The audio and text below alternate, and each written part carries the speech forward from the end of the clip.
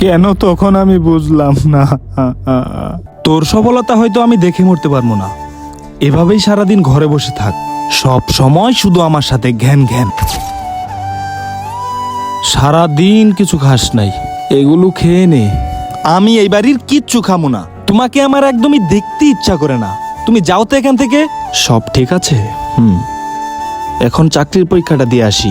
বাবা, কোথায় যাস? যেখানে খুশি যাই, তাতে তোমার কি? জানি না কি হবে।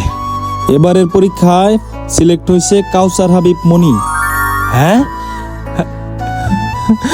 বাবার সেই ঘ্যান ঘ্যানটার জন্যই হয়তো আজকে আমি চাকরি পেলাম। বাবাকে বললে কতই না খুশি হবে। যাই।